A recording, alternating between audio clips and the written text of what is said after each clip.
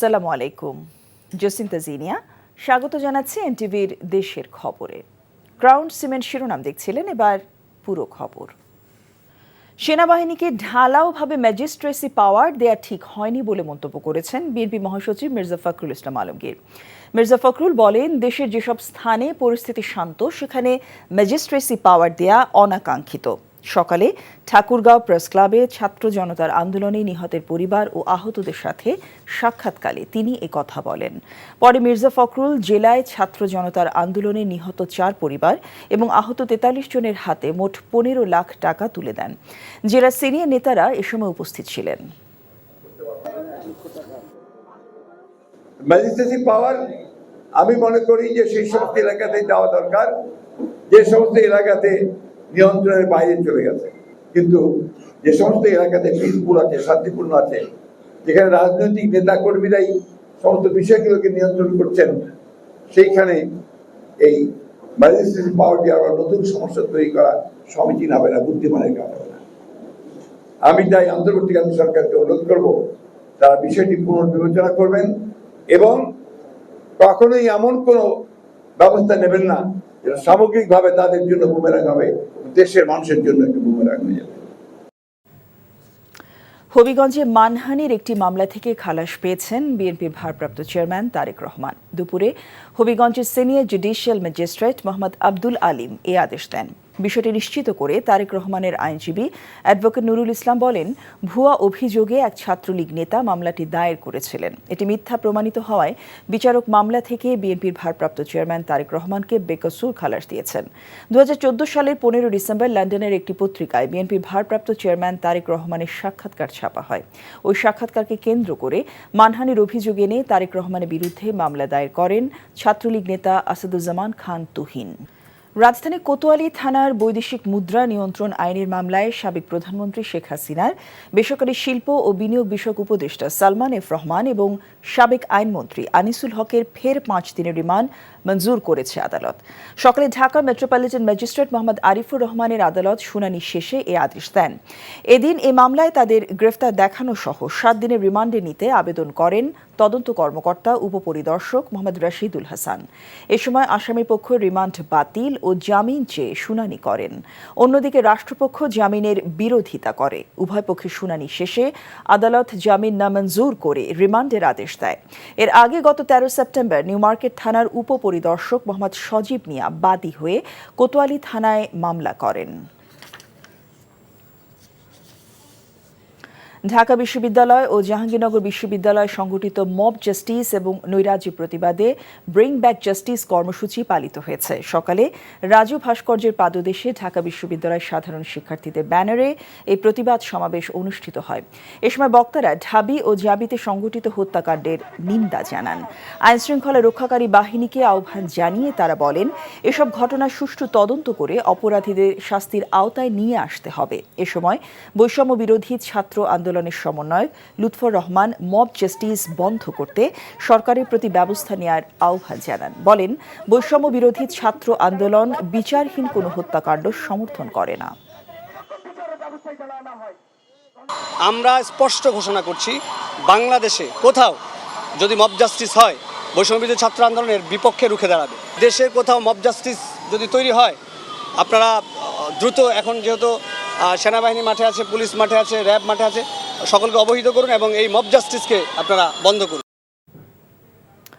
আশুলিয়া শিল্পাঞ্চলে শান্তিপূর্ণ পরিবেশে অধিকাংশ কারখানায় কাজে যোগ দিয়েছেন শ্রমিকরা। নতুন করে 3টি কারখানা খুললেও এখনও বন্ধ রয়েছে 22টি শিল্প কারখানা। শিল্প পুলিশ বলছে, 1863 কারখানার মধ্যে শিল্পাঞ্চলে খোলা রয়েছে 1673টি কারখানা।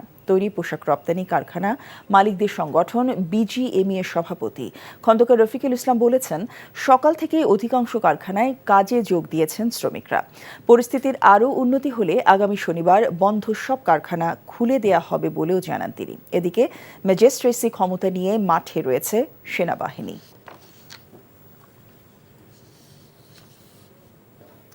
ছাত্র জনতার অভ্যুত্থান চলাকালে রাজধানীর রামপুরায় ফার্নিচার মিস্ত্রি বাবুল হাওলাদার হত্যা মামলায় সাবেক প্রধানমন্ত্রী শেখ হাসিনা, ওবায়দুল কাদের সহ 19 জনের বিরুদ্ধে হাতিরঝিল থানায় মামলা দায়ের হয়েছে। এছাড়া শেখ হাসিনা ও তার বোন রেহানা, ছেলে জয় সহ 216 জনকে আসামি করে আশুলিয়া থানায় একটি হত্যা মামলা দায়ের করা হয়েছে। রাসেল গাজী নামের এক যুবককে গুলি করে হত্যার ঘটনায় সকালে এই মামলাটি দায়ের করেন তার মামাতো ভাই সাহেব আলী। আসামিদের বিরুদ্ধে পরস্পরের যোগ সাজশে অস্ত্রশস্ত্রে সজ্জিত হয়ে দাঙ্গা হাঙ্গামা, মারপিট ও গুলি বর্ষণ করে হত্যা ও হত্যার হুকুম দেওয়ার অভিযোগ আনা হয়েছে।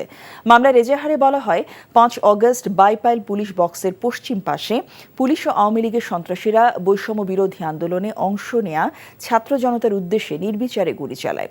ওই দিন গুলিবিদ্ধ হয় অন্তত 400 জন, এদের মধ্যে 35 জন মারা যান। গুলিবিদ্ধ রাসেল গাজীও চিকিৎসাধীন অবস্থায় ওই দিন রাতেই মারা যান বলে এজাহারে উল্লেখ করা হয়। বিএনপির ভারপ্রাপ্ত চেয়ারম্যান তারেক রহমানের নির্দেশে ফেনীতে বন্যায় ক্ষতিগ্রস্ত ও দুস্থ মানুষের মাঝে 200 বান ঢেউটিন, 100 কৃষকের মাঝে ধানের চারা বিতরণ করেছে বিএনপি। দুপুরে পরশুরামে একটি অডিটোরিয়ামে উপজেলা ও পৌর বিএনপির আয়োজনে ক্ষতিগ্রস্তদের হাতে টিন ও ধানের চারা তুলে দেওয়া হয়। বিতরণ অনুষ্ঠানে প্রধান অতিথি হিসেবে উপস্থিত ছিলেন ঢাকা মহানগর দক্ষিণ বিএনপির আহ্বায়ক ও ফেনী 1 আসনের সাংগঠনিক সমন্বয়ক রফিকুল আলম মজনু। এর আগে ছাগলনাইয়া উপজেলার ঈদগাহ ময়দানে উপজেলা ও পৌর বিএনপির আয়োজনে বন্যায় ক্ষতিগ্রস্ত শতাধিক পরিবারের মাঝে ঢেউটিন বিতরণ করেন রফিকুল আলম মজনু। এ সময় উপজেলা বিএনপি ও এর অঙ্গ সহযোগী সংগঠনের নেতাকর্মীরা উপস্থিত ছিলেন। রংপুর মহানগর আওয়ামী লীগের সাবেক সাধারণ সম্পাদক তুষার কান্তি মণ্ডলকে 7 দিনের রিমান্ড দিয়েছে আদালত। রাষ্ট্রপক্ষ 4টি হত্যাসহ 5টি মামলায় 10 দিনের রিমান্ডের আবেদন করেছিল। গত 17 সেপ্টেম্বর র্যাবের একটি টিম সাভার থেকে তুষার কান্তি মণ্ডলকে আটক করে। ছাত্র জনতা বিপ্লবের সময় ঢাকায় গুলিতে নিহত রংপুরের তাহির জামান হত্যাসহ 5টি মামলায় তাকে গ্রেফতার দেখিয়ে সকালে রংপুর মেট্রোপলিটন আমলি আদালত 2-এ হাজির করা হয়। আদালতে বিচারক আসাদুজ্জামান রাষ্ট্রপক্ষের আবেদনের প্রেক্ষিতে 7 দিনের রিমান্ড মঞ্জুর করেন। 5 অগস্টের পর থেকে তুষার কান্তি মণ্ডল পলাতক ছিলেন।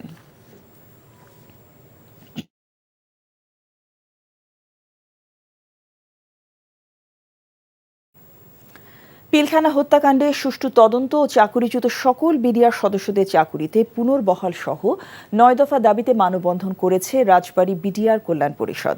সকালে জেলা প্রশাসকের কার্যালয়ের সামনে মানববন্ধন কর্মসূচিতে বক্তারা বলেন, তৎকালীন ফ্যাসিস্ট সরকার সুপরিকল্পিতভাবে পিলখানা হত্যাকাণ্ড সংগঠিত করে। ওই হত্যাকাণ্ডে 57 সেনা কর্মকর্তা সহ 74 জন শাহাদাত বরণ করেন।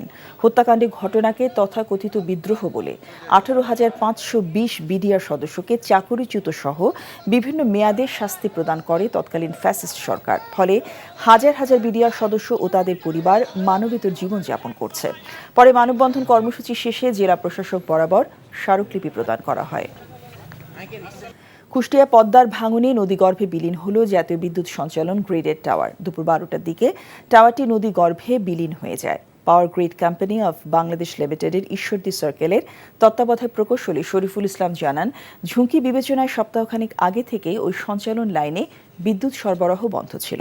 টাওয়ারটি পদ্মায় বিলীন হওয়ার পরও বিদ্যুৎ সঞ্চালনে কোনো অসুবিধা হচ্ছে না বলে জানান তিনি। এর আগে ভেড়ামারা থেকে রাজবাড়ীতে বিদ্যুৎ সরবরাহ করা হতো, এখন বিকল্প হিসেবে ফরিদপুর থেকে রাজবাড়ীতে বিদ্যুৎ সরবরাহ করা হচ্ছে।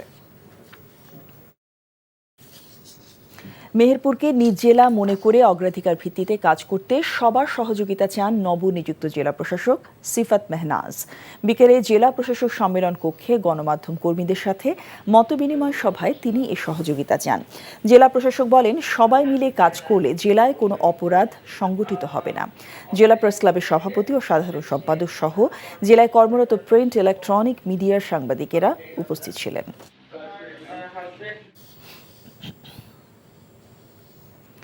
বন্যায় ক্ষতিগ্রস্তদের মানবিক সহায়তা দিয়েছে বিদ্যানন্দ ফাউন্ডেশন ও খাগড়াছড়িতে আইন শৃঙ্খলা রক্ষায় নিয়োজিত বাংলাদেশ সেনাবাহিনীর গুইমারা রিজিয়ন। সকালে লক্ষ্মীছড়ি সেনা জোনের দায়িত্বপূর্ণ এলাকা Bhujpur national school and college মাঠে 1 টাকায় বাজার অনুষ্ঠিত হয়েছে। এই বাজারের উদ্বোধন করেন 24 আর্টিলারি ব্রিগেডের Guimara region commander brigadier general Raisul Islam. 1 টাকার এই বাজার থেকে 500 পরিবার পণ্য সংগ্রহ করে, যার মধ্যে রয়েছে চাল, ডাল, আটা, তেল, ডিম, মাছ, মুরগি, কাপড়, শিক্ষা উপকরণ সহ 19 ধরনের পণ্য। এছাড়াও 60টি ক্ষতিগ্রস্ত পরিবারের মাঝে ঢেউটিন, সেলাই মেশিন, ছাগল, কৃষিপণ্য, সার ও বীজ বিতরণ সহ 8 শতাধিক রোগীকে বিনামূল্যে চিকিৎসা সেবা ও ওষুধ প্রদান করা হয়। ও নিজেকে ধন্য মনে করছি।